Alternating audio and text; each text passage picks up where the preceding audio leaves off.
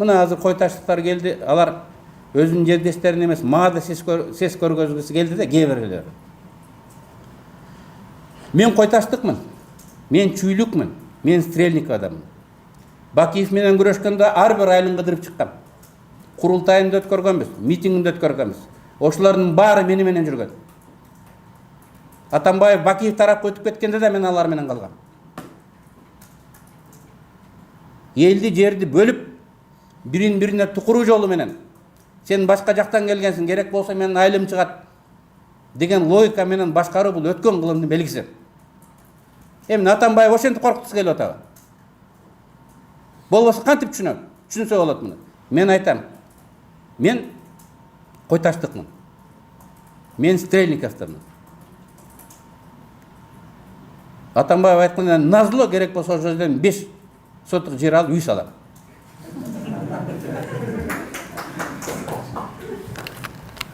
Вы посмотрите его интервью, показания. Он говорит только о сыне Райкана Төлөгөнова. Текебаев жөнүндө сөз жок. Мен жөнүндө сөз болушу мүмкүн эмес. Мен 24 саат отуруп өлкөнү сактап, биринчи декреттерди мына мен жазгам. Менден кызмат сурап, адамдар очурупта турган таң атканча.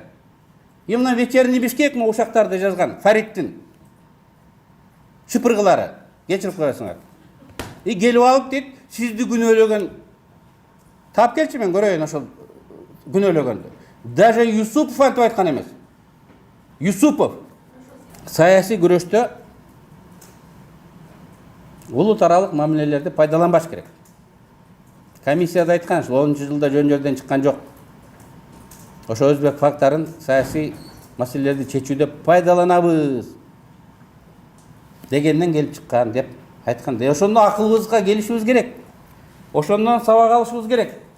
Бүгүн Ферган Ару гезит эмне деп жазып атат? Мен окуган болушуңар керек, Ферган Ару жазып атат. ГКНБнын агенттери Жалал Абадка барып өзбек милдилери менен сүйлөшүп, Атамбаевден башкасына жаман көрсөтмө бер деп көндүрүп жүрөт дейт. Коркутуп атат, алдап атат, балким сатып алабыз деп.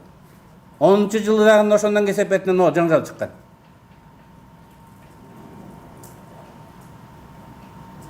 17 жылга камалган Юсупов деген аферист бар.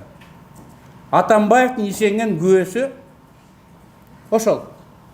Түрмөдөн туруп көрсөтмө берет экен. Ал азыр колониядан биринчи СИЗОдогу өзүнүн люкс номерине бир жума мурун алып келинди. Билесиңер, убагында Зарылбек Ырсалиев кыздарды киргизип берген, ресторандан тамак алып келип турган. Мен болбосо силердин кылмышыңарды ачып коем деп коркутуп алып, каалагандай буйрукту Юсуп берип кордоп жүргөн. Кордолгон офицерлер, полковниктер, майорлор, капитандар бизге келип азаттыкты дагы ыйлап барыз жазышкан, пресс-конференция беришкен. Бизди ошол бир криминалга тебилетип койду, мойнубузга мингизип койду деп. Когда Батукаева? Я забыл, спасибо. Спасибо. Батукаев чыгып кеткенден кийин пресса поднял шум. По нашей инициативе образовали парламентскую комиссию по инициативе Атамекена. Председателем комиссии назначен Болотшер. За неделю мы определили, кто организовал. И ко мне в один прекрасный день заходит мой друг Данияр Нарымбаев. Он долго сидел, ему неудобно, наверное, было.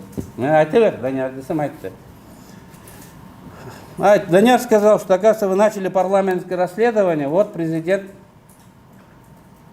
хочет, чтобы вы прекратили, иначе он откроет 3-й раз расследование по мародерству. Третий раз. Вы меня знаете, я взорвался. Колунан келгенин кылып алсын. Мы не намерены. Мы кратчайший срок раскрыли, что Батукаева отпустили по указанию Атамбаева. Довели дело вплотную до Атамбаева. Все доказано. Только Атамбаев не сдают пока. Но я уверен, через год сдадут. Потому что вот есть косвенные доказательства. Парламент принял решение, парламент нашел незаконным решение суда, Нарынского суда о освобождении Батукаева. Парламент предложил органам, судейским органам, чтобы его уволили. Атамбаев его недавно повысил, назначил судьей Межрайонного суда. Несмотря на обращение парламента, комитета и фракции. Мен дагат жаздым, Алмаз Шүкенович, бұл баяғы Батукаевты шығарған сот, ұмытып қалбаңыз. Мына жоғарғы кеңестің шешімі, қойбаңыз дедім. Жоқ, аны чоңойтып қойып қойды.